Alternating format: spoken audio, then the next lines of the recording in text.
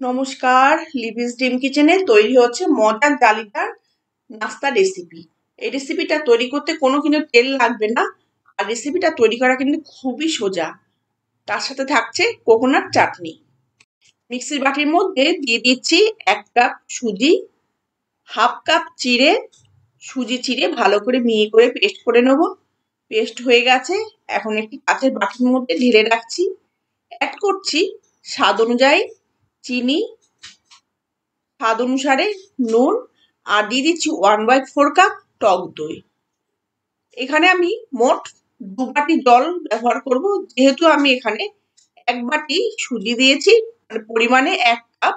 ভালো করে ফেটিয়ে নেওয়া হয়ে গেছে, আর দিয়ে দিচ্ছি আবারও একটু জল দিয়ে ভালো করে মিশিয়ে নিতে হবে। যত ভালো করে ফেটিয়ে নেওয়া যাবে ততই কিন্তু রেসিপিটা ভালো হবে। আর দিয়ে দিচ্ছি আমি এখানে ইনো, 1/4 টিস্পুন ইনো দিয়ে ভালো করে ফেটিয়ে নেবো 1 থেকে 2 মিনিট। যত ভালো করে ফেটিয়ে নেওয়া যাবে ততই কিন্তু ভালো হবে।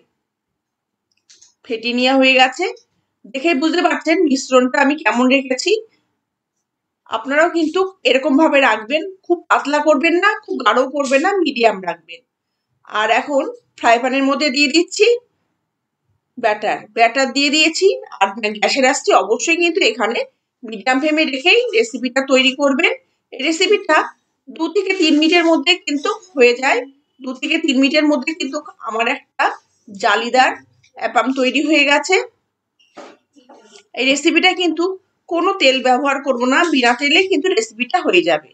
আর চাটনির জন্য নিয়ে নিয়েছি এখানে হাফ কাপ পরিমাণে নারকেল কোড়া, আর ভাজা বাদাম, আর ভাজা চানা মানে ছোলা, আর 1 ইঞ্চি আদা, 2টি কাঁচা লঙ্কা, আর স্বাদ অনুযায়ী লবণ, আর দিয়ে দিচ্ছি একটু টকের জন্য তেঁতুল। আপনারা কিন্তু তেঁতুলের বদলে টক দই ব্যবহার করতে পারেন।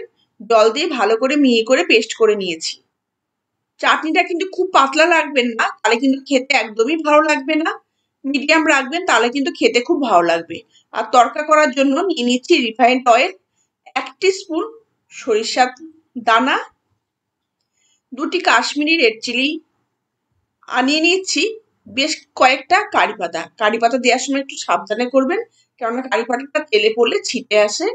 এখন তড়কাটা দিয়ে ভালো করে মিশিয়ে নেব।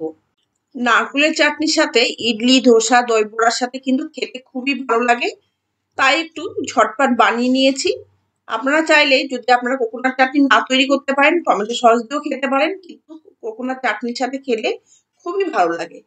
আর দেখুন কতটা সফট হয়েছে, একদম হাতের মুঠোয় চলে আসছে। আর বাচ্চা থেকে বয়স্ক মানুষদের কিন্তু এই রেসিপিটা খুবই ভালো লাগে। আর আমরা কিন্তু এই রেসিপিটা চটজলদি তৈরি করতে পারি সকালে ব্রেকফাস্ট বা রাত্রে ডিনারে। রেসিপিটা কেমন হয়েছে বা কেমন লাগছে অবশ্যই কিন্তু কমেন্ট করে জানাবেন। ভালো লাগে একটি লাইক করে দিবেন। আজকে এই পর্যন্ত, অন্য একটি নতুন একটি রেসিপি নিয়ে আবার চলে আসবো।